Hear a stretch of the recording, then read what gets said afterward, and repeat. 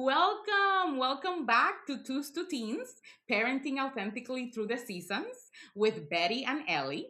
Right now, there's a lot of conversation happening around generational patterns and cycle breaking. For many parents in this in between generation, there's a growing awareness that some of the things we experienced growing up weren't always helpful, healthy, or aligned with the kind of families we want to build. And somewhere along the way, this idea of becoming a cycle breaker has almost turned into a responsibility, sometimes even a burden. It can start to feel like this huge, intimidating task. Am I supposed to fix everything that came before me? What if I get it wrong? What does being a cycle breaker even mean? So, in this new series, The Cycle Breakers, Parent Coaching and Generational Patterns, we're going to slow down this conversation and explore it together. What actually are generational patterns?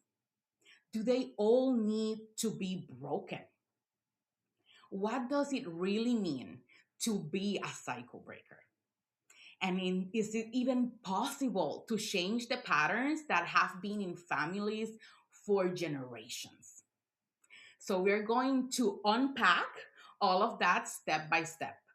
This conversation is about understanding where our parenting instincts come from and deciding intentionally what we want to carry forward for the next generation. I am Betty Arteaga Muriel. I am the founder of Your Parenting Story, and I work with driven, high achieving parents who are thriving in their careers and in the outside world, but feel overwhelmed and disconnected at home. And I help them move from surviving family life to leading their families with strength, compassion, and connection. And with me, here is Ellie. Hi, Ellie. How you doing? Hi, I'm doing great. I'm Ellie Knott of Ellie Chase Coaching, and I am a preschool teacher turned parent coach. I help parents of young children who are feeling really overwhelmed with all the noise about what they feel like they should be doing find their most authentic parenting path so they can raise their kids with more confidence, connection, and joy.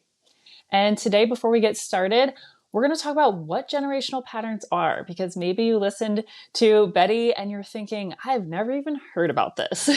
So, generational patterns are protective strategies that have outlived their usefulness. These are things like our beliefs, our reactions, our relationship dynamics. And these are things that have been passed down through the generations, right? So maybe you learned them from your parents, and they may have gone back so many generations, more than we could even count. Or maybe they are newer because of certain things that happened in your family's lineage, more recent history. And again, a lot of times those are things that were protective measures, right? They were things to keep everyone physically or emotionally safe in the best way that they knew how. But now we're realizing some of those things weren't actually that helpful, or maybe they just don't serve their purpose anymore. So they're things that we want to start to change and replace with new behaviors. Generational patterns, they usually aren't things that your mom or dad sat down and told you this is how we feel about these things or this is how we react. But instead, they're things that we learn through constant observation of our parents and all of those interactions that we had when we were children. Maybe it was the way that your parents responded when you had a certain emotion, or what happened when you made a mistake, when things get really stressful, or when there's conflict in relationships, right? And so children are constantly watching to see what happens in these situations. How do my caregivers respond? And then they're going to take that internally to figure out, well, how do I respond in these situations, right? And so we grow up and we've been practicing these patterns for years and years. And potentially our family has been practicing them for generations, right? So these are things that are very baked into our brains and our nervous systems.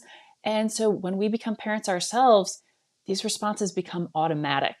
They just come out, they just happen without us even thinking about it. So you might not have consciously decided to parent the same way that you were raised. You may have said, I want to do things totally differently. But then in those moments of high stress, your brain reaches for those patterns that it learned the earliest, those things that have been rehearsed over and over again. And so you're going to notice these generational patterns can show up in your parenting in so many different areas, maybe way more than you've even realized at first glance. It could show up in your attachment and the way that you're shaping your child's attachment to you. It can show up in your nervous system dysregulation, right? What are those moments where you get really overwhelmed and you react a certain way? And how do you react, right? Those can all be generational. Your reaction to emotions, whether your own emotions or your child's emotions, your partner's emotions, and whether those emotions are suppressed or whether they come out in maybe big ways or small ways. You're going to see generational patterns show up in your discipline tools, right? In your communication style with, again, with your kids and with your partner. And then those dynamics that you have with your partner or your co-parent, how does that work, right? Who leads, who follows? How does the teamwork happen? What is kind of like that hierarchy going on? And then it's going to shape your beliefs about children, right? And again, you might have consciously decided that you're going to do things differently, but these things can still sneak in, especially in high stress moments when your brain just reverts back to the factory settings and those generational patterns kick in. So it might have you, thinking certain things about your child's inherent worth, about their inherent capabilities or their morality, right? Are they are they being manipulative, right? When they're misbehaving? Are they, or did they just make a mistake? All of these things. And we'll get deeper into it. But Betty, can you tell us a little bit more about how generational patterns impact our parenting? In a way, it's like, I love when you say factory settings. I think that's my favorite phrase to express it. It's like we go in with a plan, but then when something happens and we're activated, automatically we go into those factory settings, and they don't, it's kind of like they don't let us be in control. Like the generational pattern or the way that we've been used to um respond, it takes control of the situation. And we might even be thinking in the back of our heads, there might be a part of us telling us like, what are you doing this, right? Like it's like urging us to like, let's get back to what we plan, and we kind of not. And that's what brings that guilt afterwards, right? I knew better, I know better, I should have reacted in a different way. And I can tell you, for example, it's I still practice the softening those generational patterns. And when I am in a high stress, maybe even super tired, I still sometimes catch myself going into that automatic self. I think that the biggest difference now is that my kids will call me out on it. I have, like, after it happens, we go into, and we're gonna talk about it a little bit later, into repair. And when we talk about it, they do bring up, like, this is how you reacted, or this is why I was, caught off guard because of what you said, or you already look angry. They notice all of our reactions. So they prevent you from being the parent that you truly want to be for your children. I was the type of mom that read all the books. I was the type of mom that have tried many different ways to kind of like be a better person, be a better parent, be a cycle breaker. And I remember having this pressure. It was a pressure and an urgency that I had to not repeat those patterns with my kids. But then it became such a heavy weight on me, because then when the situation came, then I'm reacting just like my mom did. I'm going into silent treatment. I can really communicate what I want to do. What is it about this moment that is activating me? And it shook me, because can I even do this? Right? You start thinking that way. And it doesn't only show up with your kids, it show up with your partner too. Because when conflict arises, especially when the kids are involved, you might even be coming from different ways, right? And we talked about this before. You come from different households, and things were dealt with very different in each household. And when it comes to conflict, and we're both activated and going back to our factory settings, are we really communicating? We decided to do things a certain way, but in the moment that we are showing up for our kids, are we showing up as um are we showing up activated? Are we showing up as the parent that we want to be? Or are we showing up as those ghosts, kind of, right? Those ghosts and those patterns that are dominating our life. So one of the things that I love about this topic is that we are opening it up to how the whole family receives it. And with this, we usually focus on the cycle breaker. We are focused on me. I am going to do all of these things, but how does this affect our children? How are children impacted by this? And I would like to invite Ellie into this part, because Ellie work directly with the kids. How do they show up even in the classroom, Ellie? Yeah, it's so interesting to see how, all of the kids I've taught over the years, I can be I can be responding in the same way, right? But especially until these kids get to know me, their reactions to what I'm doing can be so different, right? And so, they've already taken up all of these messages, all of these beliefs, all these patterns in the first few years of life. And don't worry, they can be changed. We'll get to that later. But they do. And so they start to respond certain ways, because as these generational patterns repeat themselves again, as you're parenting your children, they start to teach your children what to believe, right? What to believe about themselves. Am I good? Am I bad? Am I naughty? Right? Am I funny? Am I smart? All of these things. Who am I? Right? And what do they believe about their emotions? Is it okay to be sad? Is it safe to be angry? Or do I need to try to hide when I'm angry?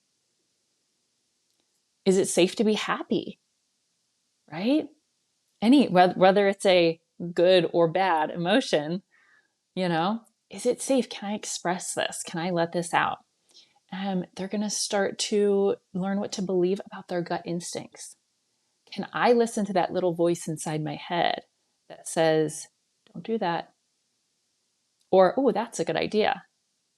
Or do I need to second check that with somebody else? Right? Do I need to look outside myself to see if this is right or wrong? Or can I trust that voice in my head? They're going to start to learn what to believe about their world and about their environment. Is the world a safe place? Can I trust the environment around me that I'm going to be okay? That things are pretty much safe, right? And also relationships, right? They're going to start to see, do I have this connection, right? When I reach out for connection, am I getting that from mom, from dad, from grandma, from aunts and uncles, from teachers, right? From peers? What happens when I reach out for connection and try to make that relationship? Is it responded to well, right? Are my needs heard? Am I listened to? All of these things, which is a lot, right? And that speaks to that pressure that you were talking about, Betty, right? Where you really want to get this right. You really want to change these patterns, but then those moments happen and it just doesn't happen. And then feeling that guilt afterwards. And we will have such a message of hope for you in the next one. So if you're hearing this and it's feeling really heavy, please, please stick around. But children also, from these generational patterns, they start to learn how to react when things get hard. Do I run away? Do I shut down? Do I try again? Do I ask for help? What happens when I try these different techniques? What response do I get from the people around me? Right? And this is either gonna tell them to keep going in this pattern or to try something different, right? Generational patterns can start shaping their nervous systems, right? What things are going to set them off? What things tell their systems that this isn't safe, right? Again, it's not safe to be angry. Uh-oh, I better go hide when I feel angry. Or I better just shut down and try not to feel the anger because it's not safe. And then perpetuating attachment styles, like I talked about a little bit before. Very often, if we don't do any of this type of work of, getting the awareness and trying to change things, a lot of times, whatever attachment style we formed when we were, young and being raised, that is the same one that we're going to perpetuate onto our children, right? Because it's what we know. It's just what we know. And so it continues on. The cycle keeps happening. Um, it's a bit heavy.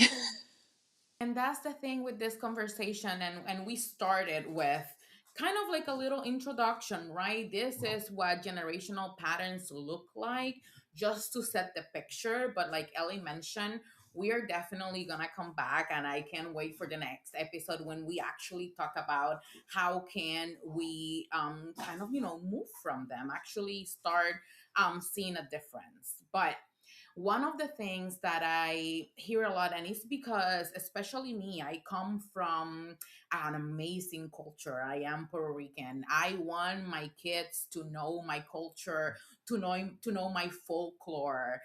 Yesterday, for example, it was raining, and it was there was sun, and we have a saying in Puerto Rico, and my son went and said, "Ooh, looks like a witch is getting married," and I was like, "Oh," and he said, "That's Puerto Rican folklore, right?"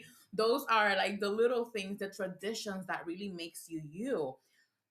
Breaking generational patterns, moving from those things that are not helping us right now, doesn't mean forgetting where you came from, doesn't mean forgetting who you are, what those traditions that really encompass your family, the traditions that you want to pass on.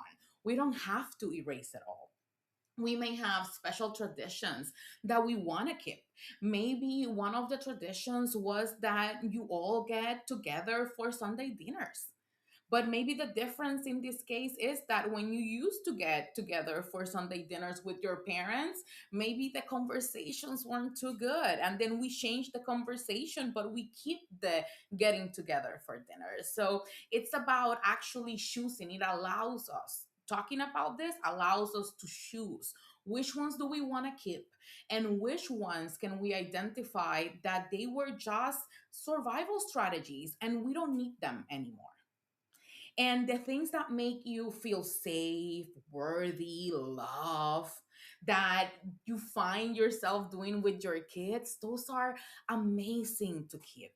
Right? If your parents used to sit with you and watch TV and cuddle a little bit at night, and people are telling you like, no, kids shouldn't watch TV at night, but you're like, but this is the moment that I'm most connected with my parents, right? Before going to sleep, it might have not been reading a story, but that's how you connected, and you want to keep it. It's about really understanding what makes your family thrive, what makes your family feel safe, feel connected, and we get to choose which ones we are going to keep. So if you have a hard time identifying which ones which ones do I want to keep, which ones do I want to break, it's okay. We all go through that phase. We're learning to see what works. And then also, like we talked about last month, the kids don't come with an instructional instructions manual with them. And the kids don't tell us necessarily like, oh, this, when you stay quiet after, if I'm angry, and you just stay quiet and tell me you don't have anything to be angry about and walk away, that makes me feel sad. They really don't tell us that. So it takes a little bit of like, let me see how they're reacting, let me see how this is landing with them, let me check in the connection after my reactions, to actually start building the ones that we might be ready to let go. Do we have to let them go all at the same time? No. And I feel like even, the more we grow, the years pass, you start uncovering many other things, maybe things that you hadn't even noticed before. So take it slow. Take it at your own pace. Know that there is not a pressure for you to all of the sudden change your whole family's future. It's about what works for my family, what makes them feel safe, what makes us feel connected, and what things do I want the next generation to carry over. And if this conversation today resonated with you and you are feeling that pull to grow in the way you show up in your parenting, I'll love to connect with you. You can find me on Instagram, TikTok, and Facebook at your underscore parenting underscore story, where I share tools, reflections, and resources for those high achieving driven parents who want their parenting to reflect both that fierce leadership and compassion. And you can also visit yourparentingstory.com for more resources and information about my work and to schedule a free curiosity call where we can explore what's coming up in your parenting and what support might look like for you. And if you'd rather reach out directly, you can always email me at coachbetty@yourparentingstory.com. I love to hear from you. What about you, Ellie? How can they contact you? Yeah, if you're listening to this and you are ready to start digging in and figuring out what are your generational patterns, how are you going to change them, you can head to my website at elliechasecoaching.com and you can schedule a free curiosity call or you can send me an email so we can start getting to know each other. You can also sign up for my newsletter on my website where you can get these videos, as soon as they come out. They'll be in your inbox in your newsletter because maybe you're trying to stay off the social media apps. You can get it through your email instead. But if you are on social media, you can also find me at Ellie Chase Coaching on Facebook, on YouTube, and on Instagram. If you love this episode, we would love to hear from you. Comment what positive pattern are you going to carry on for your family legacy, right? What is that special tradition or that thing that your parents passed on to you that you really, really love and you're holding on tight to? And next episode, we're going to get into more of the hope and we are going to talk about how we actually start to change these patterns. How do we interrupt that cycle and start building something new so that you can pass on a family legacy that you're really, really proud of? Thank you for joining us today. Remember, wherever you are, from twos to teens, you've got this. We'll see you next time.